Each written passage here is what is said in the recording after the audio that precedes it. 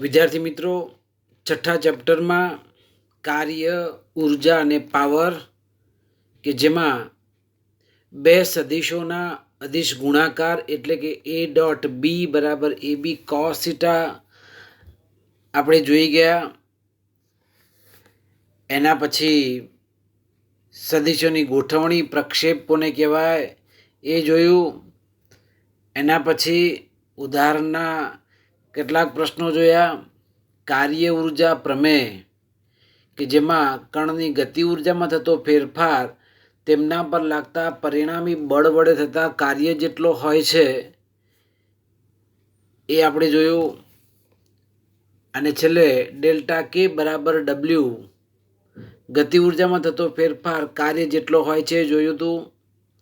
ઉદાહરણ 6.2 જોયું. કાર્ય કોને કહેવાય, કાર્યના એકમો જુદા જુદા, ક્યારે કાર્ય ન થાય તે ઉદાહરણ 6.3 જોયું. એના પછી ગતિ ઉર્જા વિશે આપણે અભ્યાસ કરેલો.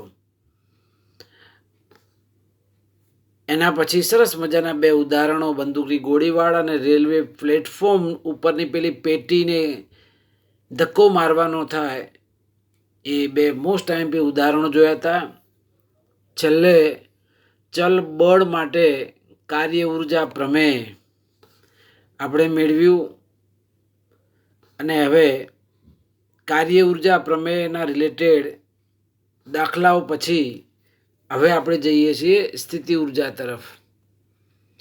તો કોઈ પણ પદાર્થ સ્થિર છે અને એની અંદર જે ઉર્જા રહેલી છે જેને આપણે સ્થિતિ ઉર્જા કહીશું.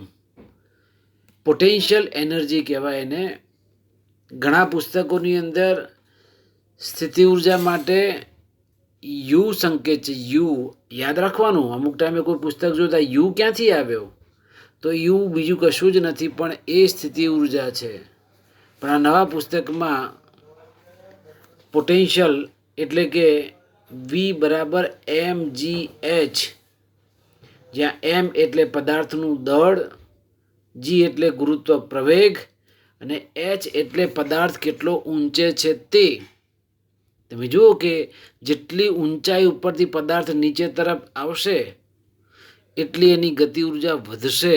એનો મતલબ એ થાય કે જેટલો પદાર્થ ઉપર એટલી હાઈટ એચ વધારે મળે એટલી એની સ્થિતિ ઉર્જા વધારે હોય.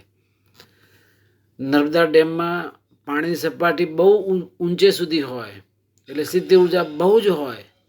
અને પછી એના દરવાજાઓ ખોલવામાં આવે અને એ ધોધ રૂપે પાણી ટર્બાઇન ઉપર ફરે અને પરિણામે એમાંથી ઇલેક્ટ્રિસિટી આપણે જનરેટ કરી શકીએ છીએ. સ્થિતિ ઉર્જા એ ઉર્જા જ છે અને એનું પારિમાણિક સૂત્ર m1L2T-2. જે ગતિ ઉર્જાનું પારિમાણિક સૂત્ર પણ આ જ હતું, m1L2T-2, અને કાર્યનું પારિમાણિક સૂત્ર પણ આ જ હતું. એટલે તમારે યાદ રાખવાનું, સ્થિતિ ઉર્જા કે ગતિ ઉર્જા કે પછી કાર્ય એ ત્રણેય ભૌતિક રાશિઓના પારિમાણિક સૂત્રો એક જ છે કે જે m1L2T-2 છે. એના પછી યાંત્રિક ઉર્જા કોને કહેવાય? યાંત્રિક ઉર્જાને આપણે ઈ વડે દર્શાવીશું. યાંત્રિક ઉર્જા એટલે ઈ. અને એમાં સ્થિતિ ઉર્જા અને ગતિ ઉર્જાનો સરવાળો. સ્થિતિ ઉર્જા અને ગતિ ઉર્જાનો સરવાળો એટલે યાંત્રિક ઉર્જા ઈ. અને ઈ બરાબર વી પ્લસ કે, જ્યાં વી એટલે સ્થિતિ ઉર્જા અને કે એટલે ગતિ ઉર્જા. હવે સ્થિતિ ઉર્જાનું સૂત્ર તો ખબર છે, mgh એ લખી દઈએ અહીંયા. અને ગતિ ઉર્જા બરાબર 1/2 mv², આપણે ઓલરેડી જાણીએ છીએ. તો કુલ યાંત્રિક ઉર્જા એ બરાબર mgh પ્લસ 1/2 mv², જે યાંત્રિક ઉર્જાનું સૂત્ર છે. હવે બહુ જ અગત્યનો એક નિયમ, યાંત્રિક ઉર્જા સંરક્ષણનો નિયમ, જે કેટલાક પરિણામો જે છે એની સાથે સીધો નાતો જોડે છે. અને એ વખતે આપણે આ જે કન્સેપ્ટ છે એ કન્સેપ્ટ આપણે ઉપયોગમાં લેવો પડે. નિયમમાં જરા જોઈએ. જો તંત્ર પર સંરક્ષી બળો વડે થતું કાર્ય હોય તે તંત્રની કુલ યાંત્રિક ઉર્જાનું સંરક્ષણ થાય છે. તંત્ર પર કેવા બળો વડે કાર્ય થતું હોવું જોઈએ? સંરક્ષી બળો વડે કાર્ય થતું હોવું જોઈએ. તો કુલ યાંત્રિક ઉર્જાનું પણ સંરક્ષણ થાય. ચલો હવે એ ખ્યાલ છે ને તમને કે સંરક્ષણ થવું એટલે શું? તો સમય સાથે એમાં ફેરફાર થતો નથી એવા બળોને સંરક્ષી બળો કહેવામાં આવે છે. અહીંયા એક પ્રશ્ન તમે જુઓ. એમ દળનો દડો છે કે જેને h ઊંચાઈએથી પડતો મૂકવામાં આવે છે. ઉપર સ્થિતિ ઉર્જા છે, નીચે આવશે જેમ જેમ જેમ એનો વેગ વધતો જશે અને વેગ વધતો જાય તો ગતિ ઉર્જા કેવી થતી જાય? વધતી જાય. કારણ ગતિ ઉર્જાનું સૂત્ર 1/2 mv². હવે કોઈ પણ મુક્ત પતન પામતો પદાર્થ છે એનો પ્રારંભિક વેગ હંમેશા શૂન્ય હોય અને ધીમે ધીમે તમે છોડી દો તો એનો વેગ ધીમે ધીમે ધીમે વધે વધે વધે વધે વધે વધે વધે અને સપાટીને અડે એના જસ્ટ પહેલા એનો વેગ મહત્તમ હોય. બરાબર? તો અહીંયા આ એક h ઊંચાઈ કે જેમાં એક દડો દર્શાવ્યો છે જેમાં એનો વેગ પ્રારંભિક વેગ v બરાબર 0 છે. પછી કોઈ સ્મોલ h ઊંચાઈએ એનો વેગ vh છે અને છેક જમીને ટચ થાય એ વખતે એનો અંતિમ વેગ vf છે. 3 અલગ અલગ આપણે સ્લેબ પાડી દીધા છે. v બરાબર 0, v બરાબર h, v બરાબર vf. તો તમે જોઈ શકો છો કે સૌથી વધારે વેગ vf નો હશે. ફાઇનલ વેગ હાઈએસ્ટ હોય. હવે ધારો કે કોઈ પદાર્થ h ઊંચાઈએ પડેલો છે તો આ h ઊંચાઈ માટે એની h ઊંચાઈ સ્થિર છે એટલે એ વખતે એનું ગતિ ઉર્જાનું મૂલ્ય કેવું થાય? 0 થાય. ગતિ ઉર્જા કેવી થાય? 0 થાય. માત્રની સ્થિતિ ઉર્જા જ હશે અને સ્થિતિ ઉર્જાનું સૂત્ર હમણાં જ આપણે લખ્યું હતું v બરાબર mgh, પણ અહીંયા સ્મોલ hની જગ્યાએ કેપિટલ h આપ્યું છે. માટે h ઊંચાઈએ સ્થિતિ ઉર્જા અને યાંત્રિક ઉર્જાનો સરવાળો એટલે કે ગતિ ઉર્જા અને સ્થિતિ ઉર્જાનો સરવાળો એટલે કે યાંત્રિક ઉર્જા EH બરાબર mgh મળે. ક્લિયર? હવે એના પછી થોડાક નીચે આવીએ ઇન ધ સેન્સ v બરાબર vh સ્થાને. તો ઉપર આવી ગયો વેગ હતો, હવે નીચે v બરાબર vh, તો ત્યાં ઊંચાઈ કેટલી છે? h જેટલી ઊંચાઈ, સ્મોલ h જેટલી. અને એ સ્મોલ h જેટલી હોય તો ત્યાં એની સ્થિતિ ઉર્જા શું મળે? mg small h. અને એ વખતે એનો વેગ vh જો કહીએ તો એની ગતિ ઉર્જા 1/2 mvh² મળે. તો આ રીતે h ઊંચાઈએ કુલ યાંત્રિક ઉર્જા h બરાબર mgh વત્તા 1/2 mvh² મળે. હવે એ પદાર્થ જ્યારે જમીન ઉપર પડે છે ત્યારે હાઇટ 0 થઈ ગઈ અને એ વખતે તમે જુઓ એની સ્થિતિ ઉર્જા 0 હતી અને ગતિ ઉર્જા 1/2 mvf². હા, જ્યારે પદાર્થ ઉપર હતો ત્યારે એની ગતિ ઉર્જા 0 હતી. જ્યારે પદાર્થ જમીન ઉપર પડે છે ત્યારે એની સ્થિતિ ઉર્જા 0 છે. તો આ રીતે અહીંયા જુદા જુદા 3 કિસ્સાઓમાં યાંત્રિક ઉર્જા કેટલી છે એ આપણે જાણી શકીએ. પણ હમણાં આપણે અગાઉના પાઠમાં જોયું કે યાંત્રિક ઉર્જાનું સંરક્ષણ થાય છે અને એ સંરક્ષણ થતું હોવાથી h પાછળ યાંત્રિક ઉર્જા બરાબર E0. બંને પરિણામો જે છે ઉપરના એ આપણે સરખાવીએ. આ EH છે અને આ છે E0. તો એ સંજોગોમાં તમે જુઓ બંને પરિણામોનો જ્યારે ઉપયોગ કરીએ છીએ ત્યારે આ ઈ એચ અને આ છે E0 સરખાવી દો. mgh બરાબર 1/2 એમ વીએફ સ્ક્વેર. એમ કેન્સલ, તો વીએફ સ્ક્વેર બરાબર 2 ભાગાકારમાં છે તો 2 ઉપર જતા રહેશે. 2gh, તો વીએફ બરાબર √2gh. એટલે કે આ પદાર્થ જ્યારે નીચે આવે છે અહીંયા સૌથી નીચે, અને એ વખતે અંતિમ વેગ કેટલો, તો √2gh જેટલો એનો અંતિમ વેગ હશે. હવે એ જ રીતે આપણે જે બે પરિણામો સરખાવ્યા એની જગ્યાએ આ EH આ બંને સરખાવીએ, કારણ કે સંરક્ષણ તો થાય જ છે, તો ગમે તે બે તમે લઈ શકો. તો EH કેપિટલ બરાબર EH સ્મોલ જ્યારે લેતા હોઈએ ત્યારે બંને પરિણામો જ્યારે સરખાવીએ ત્યારે mgh બરાબર mg સ્મોલ h પ્લસ 1/2 એમ વીએચ સ્ક્વેર. પરિણામને પેલી સાઈડ લઈ જાઓ તો માઇનસ થશે. mg capital H minus mg small h બરાબર 1/2 એમ વીએચ સ્ક્વેર. બધી બાજુ એમ કટ કરી નાખો અને એના પછી વીએચ સ્ક્વેર ને કરતા કરો તો વીએચ સ્ક્વેર બરાબર 2 ભાગાકારમાં છે તો 2 ઉપર જતા રહેશે.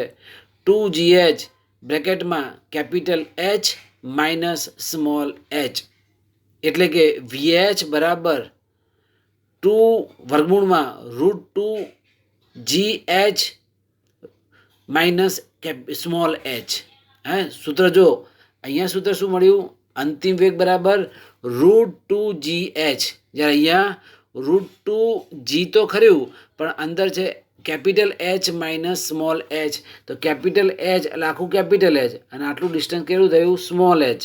એ બંનેની બાદબાકી આપણે કરવી પડે તો એ h પાસે એ જે પદાર્થ છે એ દડો છે એ દડાનો વેગ છે એમ આપણે કહી શકીએ.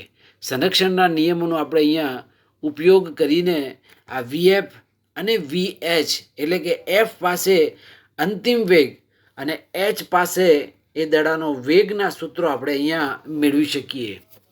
આ તો એક દડાનું ઉદાહરણ હતું, પણ તમને એના સિવાય કોઈ એક લખોટી કે તમને કોઈ ઊંચાઈ આપી દે કે ભાઈ 10 મીટર જેટલી ઊંચાઈથી એક લખોટી નીચે પડે છે તો એનો અંતિમ વેગ કેટલો હશે, અંતિમ વેગ કેટલો હશે, યાદ રાખજો. આવા સૂત્રોથી જ તમારા MCQ આવે છે. કેટલું કીધું અહીંયા, 10 મીટર ઊંચાઈ કીધી તો જો 2 જી એટલે ગુરુત્વ પ્રવેગ આશરે 10 લઈ લો. પછી એચ કેટલા મીટર ઊંચાઈથી લખોટી ફેંકીએ છીએ, ધારો કે 10, અને પછી એનું વર્ગમૂળ, તો 10 × 10 = 100 × 200નું વર્ગમૂળ. જે મળે જવાબ એ અંતિમ વેગ હશે. ખ્યાલ આવ્યો વિદ્યાર્થી મિત્રો? તો આ રીતે નાના જે પ્રશ્નો છે એ નાના પ્રશ્નો આ રીતે આપણે યુઝ કરવાનું છે સૂત્રના આધારે. અને તમારી કોમ્પિટિટિવ એક્ઝામો જે આવવાની JEE કે નીટ કે એ બધી, તો એમાં આવા નાના સૂત્રો તમારે યાદ રાખવા પડે. સર્ટેન હાઇટથી પદાર્થને ફેંકવામાં આવે છે ત્યારે આ સૂત્રો હાઇલાઇટ થવા જોઈએ, બરાબર? તો આવા સૂત્રો કેટલાક કોર્નર જે સૂત્રો છે તમારે અલગથી એ બુકમાં ચેપ્ટર વાઇઝ તમારે લખતા જવાના અને એને વાગોળતા જવાના, નજર નાખતા જવાની. હવે એક જાયન્ટ ક્વેશ્ચન્સ, જાયન્ટ હું તો કહું છું આને દર વખતે, દાદા જેવો બહુ મોટો દાખલો છે જે 4 કે 5 માર્ક્સમાં પૂછાય તેવો, પણ તમારું દિમાગ છે એ દિમાગ બરાબર કસી લે એવો દાખલો છે. એટલે આવો દાખલો જે જ્યારે આપણે શીખતા હોઈએ ત્યારે કાળજીપૂર્વક આપણે સમજવાનું, ધીરજ રાખવાની, ઉતાવળ કરવાની જરૂર નથી. સાથે સાથે આપણે એ દાખલાને અનુરૂપ ઢળતા જવાનું અને વારંવાર આ દાખલાઓ તમારે લખતા જવાનો. 2, 5, 10 વખત ખબર નહીં પડે તો 25 વખત લખશો ને તો પછી તમને ખબર પડશે, હા હવે આ જ સ્ટેપ આવશે. માટે અમુક દાખલાઓ તો તમારે બહુ બધી વખત ગણવા પડશે, બરાબર? આ દાખલો જે સીધો 5 માર્ક્સમાં પૂછાય, ન લખો તો 0 જ થઈ જાય. ખ્યાલ આવી ગયો? એટલે તમે જે અગત્યના જે પ્રશ્નો જે કહું છું એ તમારે અહીંયા ચોક્કસ સોલ્વ કરતા જવાના. હવે હું જરા રકમ વાંચું છું તો જરા તમે ધ્યાન આપો. એમ દળનો એક દડો એલ લંબાઈની દળ રહિત દોરી વડે લટકાવવામાં આવ્યો છે. દળ રહિત એટલા માટે કે જાડી દોરી વાપરવાની નથી. તેને નિમ્નતમ બિંદુ છેડાનું બિંદુ એ પાસે સમક્ષિતિજ દિશામાં વેગ v0, સમક્ષિતિજ એટલે નીચે, સમક્ષિતિજ સીધે સીધો વેગ સ્પર્શકની દિશામાં. ફરી એક વખત જરા હું વાંચું છું. એમ દળનો એક દડો એલ લંબાઈની દળ રહિત દોરી વડે લટકાવ્યો છે. તેને નિમ્નતમ બિંદુ એ પાસે સમક્ષિતિજ દિશામાં v0 વેગથી ગતિ આપતા તે અર્ધ વર્તુળાકાર માર્ગે જાય છે. આમ ઉપર જાય છે. ધક્કો માર્યો તો આમ એ ઉપર, કેમ? દોરી વડે બાંધેલો હતો માટે. હવે આમ કરતાં કરતાં ઉપર જાય એટલે દોરી કેવી થઈ ગઈ? સી પાસે ઢીલી થઈ ગઈ. હા, તો હવે આ રીતે જાય છે. આપણે સી સુધી જોવાનું છે, આગળ નથી જોવાનું. હા, તો અહીંયા તમે જુઓ કે ત્યાં કેટલા વેગથી ધક્કો વાગે છે, તો એ v0 શોધવાનું છે. પછી આકૃતિમાં દર્શાવ્યા પ્રમાણે બી અને સી પાસે એ દડો છે, એ દડાની ઝડપ શોધવાની છે. છેલ્લે બી અને સી પાસે એની ગતિ ઉર્જા છે, એનો ગુણોત્તર શોધવો છે. અને છેલ્લે સી પાસે પહોંચ્યા પછી દડાનું શું થશે એની આપણે ચર્ચા કરવી છે. ખ્યાલ આવ્યો પ્રશ્નમાં? હવે આકૃતિ તમે શાંતિથી જુઓ. જો આ આકૃતિ અહીં આપેલી છે અને એ આકૃતિમાં એક દડો અહીંયા છે, આ દડો અહીંયા છે. કયું સ્થાન છે એ લખેલું છે. જો અહીંયા આ એ સ્થાન, 3 સ્થાન છે. એ, આ બી અને સી, બસ આપણે આટલી જ ચર્ચા કરવી છે. અને એ ગોળો જે છે, દડો જે છે, આ રીતે વર્તુળાકાર માર્ગે એ ગતિ કરે છે. ક્લિયર? હા. હવે શાના વડે બાંધેલો છે ગોળો? દોરી વડે બાંધેલો છે. ચલો, હવે તમે જોઈ શકો છો કે દડો પહેલાં એ સ્થાને છે. ક્લિયર થઈ ગયું ને? તો દડા પર હંમેશા 2 પ્રકારના બળો લાગે. એક છે એનું ગુરુત્વાકર્ષણ બળ અને બીજું દોરીનું તણાવ બળ. કેમ કે દોરી વડે બાંધેલો છે ને આમ લઈ જવાનું છે, દોરી શું થશે? ખેંચાશે. એટલે કે દોરીનું તણાવ બળ એટલે કેપિટલ ટી. હવે અહીંયા દડાની સ્થિતિ ઉર્જા માત્ર ગુરુત્વાકર્ષણ બળ સાથે જ સંકળાયેલી છે. સ્થિતિ ઉર્જા છે એ ગુરુત્વાકર્ષણ બળ F બરાબર mg ગુરુત્વ પ્રવેગજીના સંદર્ભમાં સંકળાયેલી છે. હવે આપણે ચાલુ કરીએ કે પહેલું કિસ્સો. પહેલા કિસ્સામાં શું હતું? v0 પાસે વેગ શોધવો છે. v0 પાસે વેગ શોધવો છે. તો v0 જો આ v0 એ કેટલો છે એ આપણે શોધવો છે. હવે આ પદાર્થ ક્યાં છે? એકદમ નીચે છે, હે ને? તળિયે છે, આમ કે નિમ્ન સ્થાન. તો એ વખતે એની સ્થિતિ ઉર્જા કેવી છે? હોવાની 0 હોવાની. ઉપર હોય તો સ્થિતિ ઉર્જા મહત્તમ, સપાટી એકદમ નીચે છે ત્યારે સ્થિતિ ઉર્જા 0. ઓકે, કેટલા વેગથી જાય છે? v0 વેગથી જાય છે. તો એની ગતિ ઉર્જા કેટલી હશે? ગતિ ઉર્જાનું સૂત્ર 1/2 mv². તો યાંત્રિક ઉર્જા એટલે સ્થિતિ ઉર્જા અને ગતિ ઉર્જાનો સરવાળો. યાંત્રિક ઉર્જા એટલે સ્થિતિ ઉર્જા અને ગતિ ઉર્જાનો સરવાળો. અહીંયા એ પાસે સ્થિતિ ઉર્જા 0 છે, તો ગતિ ઉર્જા કેટલી છે? 1/2 mv02 કે જે એની યાંત્રિક ઉર્જા છે. ખબર પડી ગઈ? આ પરિણામ આપણે વારંવાર આગળ યુઝ કરવાનું છે. યાદ રાખજો કે v0 પાસે એટલે કે એ પાસે યાંત્રિક ઉર્જા E બરાબર 1/2 mv02 થાય છે તે. હવે ગોળો કેવો છે? વર્તુળમાં ગતિ કરે છે. તો એ માટે લાગતું પરિણામી બળ એટલે નીચે તરફ લાગતું વજન બળ અને ઉપર તરફ લાગતું તણાવ બળ. અહીંયા તમે જુઓ, વજન બળ નીચે તરફ, તણાવ ક્યાં છે? ઉપર તરફ. તો પરિણામી બળ શું ક્યાં મળે? Ta - mg. અને વર્તુળમાં ગતિ કરે ત્યારે વર્તુળમાં ગતિ કરતા પદાર્થ માટે સેન્ટ્રીફ્યુગેશન ફોર્સ, કેન્દ્રગામી બળનું સૂત્ર શું હતું? mv²/r હતું. કેટલું હતું? mv²/r. જ્યાં r એટલે ગતિપથની ત્રિજ્યા. અહીંયા આ કેટલું દોરી કેટલી લંબાઈ છે? L છે. તો r ની જગ્યાએ આપણે શું લખીશું? L લખીશું. તો તમે જુઓ તો TA માઇનસ mg બરાબર mv0² અપોન L પરિણામ આપણને મળે. TA માઇનસ mg બરાબર mv0² અપોન L. ક્લિયર? હા, ચાલો હવે ત્યાંથી સહેજ આપણે આગળ વધીએ. એ પાસેનું તણાવ, ઉપર તરફ તણાવ કેટલું છે? TA. જ્યારે સી પાસે, અહીંયા તમે જો કે સી પાસે તણાવ ક્યાં હોવાનું? નીચે હોવાનું. કેમ કે એ અહીંથી ફરતું ફરતું એ ઉપર ગયો તો તણાવ ક્યાં હોવાનું? નીચે તરફ. વજન પણ તો હંમેશા નીચે તરફ જ હોય ને. તો નીચે તરફ બે બળો આવ્યા. mg વજન બળ પણ આવી ગયું, દોરીનું તણાવ બળ TC પણ આવી ગયું. બરાબર. પણ આ ઉપર જાય એટલે દોરી કેવી થઈ જાય? ઢીલી ઢપ થઈ જાય. દોરી કેવી થઈ જાય? ઢીલી થઈ જાય. એટલે એમાં તણાવ હોતો નથી. નીચે આમ આમ લટકાવ દોરી વડે તો તણાવ મળે, પણ દોરી આમ જાય ઉપર જાય એટલે તણાવ એને અનુભવાતો નથી. અને એ સંજોગોમાં ઉપર જ્યારે જાય છે ત્યારે TC એટલે સી પાસે તણાવ કેટલું લખવાનું છે? 0 લખવાનું. હે ને? ચાલો તો હવે સી પાસે, હાલ આપણે આ સીની ચર્ચા કરીએ છીએ.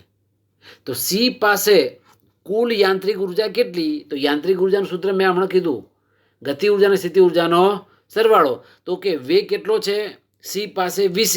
તો ગતિ ઉર્જા 1/2 mv² અને સ્થિતિ ઉર્જા 2mgl. કેટલી છે અહીંયા? 2mgl. તો આ 2 કેમ લખ્યા? આમ તો આપણે જોયું કે mgh લેતા હતા સ્થિતિ ઉર્જા, પણ અહીંયા 2 કેમ ગુણ્યા? તો તમે જો એના પાછળનું લોજિક એ છે કે અહીંયા પદાર્થ હતો એની જગ્યાએ આટલું L થઈ ગયું. હે, હજુ એટલું L ક્યાં ગયું? ઉપર. તો આ L અને L માટે ડબલ કેટલું થશે? 2L. માટે આ 2L ઇન્ટુ mg. સમજણ પડી? તો આ રીતે E બરાબર 1/2 mvc² વત્તા 2mgl પરિણામ મળે. હવે અગાઉ જોયું એ પ્રમાણે જ સી પાસે કેન્દ્રગામી બળ અને વજન બળ કેવા હોય? સરખા હોય. હવે કેન્દ્રગામી બળ બરાબર mv² અપોન L. અહીંયા લંબાઈ L છે, ત્રિજ્યા. mv² અપોન R નથી લેતા, કેમ કે અગાઉના પરિણામમાં પણ જોયું કેન્દ્રગામી શું કીધું? mv² upon R. અહીંયા mv² અપોન L બરાબર વજન બળ એટલે શું આવે? mg. m cancel. તો VC² બરાબર GL. VC² બરાબર શું મળ્યું? GL. આને આપણે પરિણામ નંબર 3 કહીએ.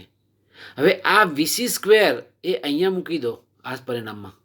એ આરે VC² છે. તો તમે જો આ પરિણામમાં પરિણામ 2માં જો મૂકવામાં આવે તો E બરાબર 1/2 VC² ની જગ્યાએ મૂકવાનું છે GL. વત્તા 2mgl. તો જો આ પરિણામમાં E બરાબર 1/2 mgl વત્તા 2mgl. અહીંયા mgl છે તો 2 દુ કેટલા થશે? 4. 4 ને 1 5. લસા લેવો પડે ને. 1/2 વત્તા 2. 1/2 વત્તા 2 એટલે 2 દુ 4 ને કેટલું થાય? 5/2. તો આવું પરિણામ આપણને મળે. અને ત્યારે આપણને જે પરિણામ મળે છે તે E બરાબર 5/2 mgl જેટલું મળ્યું. ક્યાં? સી પાસે. તો સી પાસે યાંત્રિક ઉર્જા E બરાબર 5/2 mgl મળે. પણ E બરાબર કેટલું છે? 1/2 mv0². કેમ આપણે 1/2 mv0² અહીંયા એપ્લાય કર્યું? કેમ કે આ કેવું છે? સંરક્ષી બળ છે. અને સંરક્ષી બળ હોવાથી આ કિંમત સીધી આપણે અહીંયા યુઝ કરી શકીએ. તો તમે જુઓ કે 1/2 mv0² બરાબર 5/2 mgl. તો m કેન્સલ, 2 કેન્સલ. તો v0² બરાબર 5gl. તો v0 બરાબર વર્ગમૂળમાં 5gl મળે. v0 બરાબર વર્ગમૂળમાં 5gl પરિણામ મળે. તો તમે જુઓ અહીંયા અલગ અલગ પરિસ્થિતિ માટે v0 પાસે વર્ગમૂળમાં 5gl. v0 એટલે આ વેગ થયો હવે મળેલો. તો v0 સ્ટાર્ટિંગમાં વેગ કેટલો હશે? 5gl જેટલો વેગ એને મળતો હશે, એમ આપણે કહી શકીએ. હવે આપણું પરિણામ બીજું લાવીએ સેકન્ડ. કારણ કે જે પ્રશ્નમાં જે કીધું તે પ્રમાણે જોઈએ. પહેલું તો v0 શોધ્યું હતું, પછી તો શું કહે છે? હવે કે 0 A B C પાસેની ઉર્જાઓના સંદર્ભમાં નેક્સ્ટ ટોપિક આપણે જોવાનો છે. કે પ્રશ્ન જરા જુઓ શું કહે છે. હવે જો આ પહેલું એક તો આવી ગયું, V0ની કિંમત આવી ગઈ. હવે શું છે, બી અને સી પાસે ઝડપ શોધવી છે. હે ને, બી અને સી પાસે શું શોધવું છે, ઝડપ શોધવી છે. ત્યારે સી પાસે સમીકરણ 3 ઉપરથી આપણે કહી શકીએ, આ સમીકરણ આપણું 3 શું લખ્યું છે, VC² બરાબર GL. VC² બરાબર GL. તો VC બરાબર શું થાય, વર્ગમૂળમાં GL લખાય કે ના લખાય, VC બરાબર વર્ગમૂળમાં GL.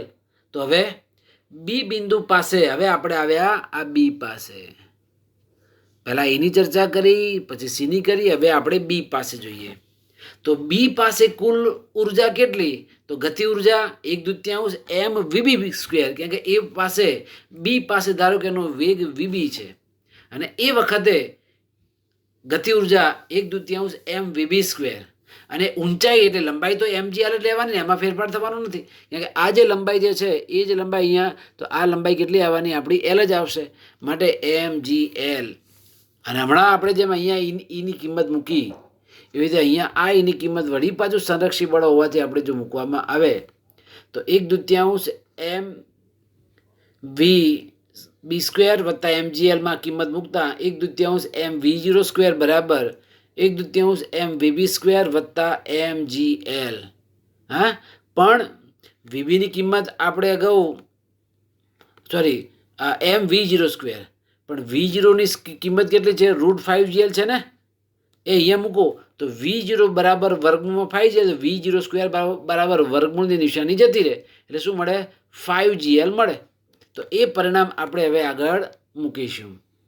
ત્યારે 1/2 m × 5gl બરાબર 1/2 mvb² પ્લસ mgl પરિણામ મળે.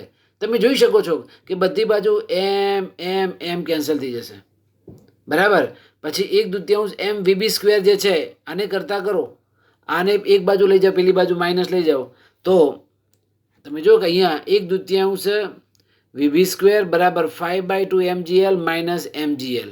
અહીંયા પાછો લસા લેવો પડે, હે ને, 5/2 માઇનસ 1 તો શું થશે, 5 - 2/2 એટલે 3/2 થયું ના થયું. હા, તો એ રીતે અહીંયા 3/2 mgl, 2 કેન્સલ, તમે જુઓ 2 કેન્સલ, m કેન્સલ, તો vb² બરાબર કેટલું મળ્યું, vb² બરાબર 3gl. vbનો સ્ક્વેર બરાબર 3gl, તો vb બરાબર √3gl પરિણામ મળે. vb બરાબર √3gl પરિણામ મળે. બરાબર. હવે ત્રીજો તબક્કો, ત્રીજા તબક્કામાં શું હતું કે બી અને સી આગળ ગતિ ઉર્જાનો ગુણોત્તર શોધો. તો એટલે કે kb/kc. ગતિ ઉર્જાનું સૂત્ર શું હતું, 1/2 mv² કોમન સૂત્ર છે એમાં. તો બી પાસે એટલે 1/2 mvb², બી પાસેનો વેગ, છેદમાં 1/2 mvc². જો 1/2 ઉડી ગયું, ઉડી ગયું, તો શું વધ્યું, vb²/vc² પરિણામ મળ્યું. પણ અગાઉ આપણે જોયું છે કે vb આ જો vb કેટલું છે, √3gl. તો અહીંયા vb² બરાબર શું થાય, 3gl મૂકવાનું, વર્ગમૂળ નીકળી જાય. ચલો પછી આગળ આપણે જોયું હતું કે vc બરાબર √gl હતું. તો vc નો સ્ક્વેર કરો તો વર્ગમૂળ નિશાની જતે ડાયરેક્ટ શું લખી શકાય, gl લખી શકાય. gll કેન્સલ, તો શું વધ્યું, 3/1. તો આ રીતે બી અને સી પાસે ગતિ ઉર્જાનો ગુણોત્તર 3:1 મળે. હવે અંદર પ્રશ્નમાં જે લાસ્ટ જે એક લાઈન લખેલી હતી કે આ જો દોરી ફરતી ફરતી સી પાસે જો જાય તો શું થાય, અને જો ધારો કે સી પાસે ગયા અને દોરી તૂટી ગઈ, દોરી તો એ આમ ફરતો ફરતો આવ્યો, એ દોરી તૂટી ગઈ, તો એ દોરી તૂટશે ઉપર સી પાસે, તો એ આમ ગતિ કરે, ક્યાં જશે, આ બાજુ. તો એ કેવો આવે, પરવલયાકાર બન્યો. પરવલયાકાર બન્યો આપણે ગુના ચેપ્ટરમાં ભણી ગયા ને, કેવી ગતિ કહેવાય, પ્રક્ષિપ્ત ગતિ કહેવાય. કેવી ગતિ કહેવાય, પ્રક્ષિપ્ત ગતિ કહેવાય. તો ઉપર સી પાસે જો દોરી તૂટી જાય તો એ દડાની ગતિ છે તે પ્રક્ષિપ્ત ગતિ થશે. પણ જો દોરી તૂટે નહીં તો એ વર્તુળમય ગતિ પોતાની ચાલુ રાખે. તો અહીંયા છેલ્લું સ્ટેટમેન્ટ છે, તમારે બહુ સમજવાનું છે. બરાબર.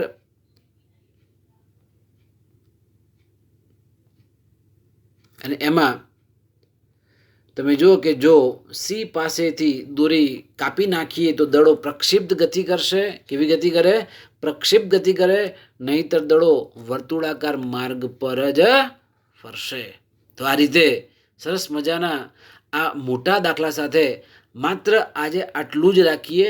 આ દાખલાની દરેક વિદ્યાર્થી પ્રેક્ટિસ કરશે. બરાબર.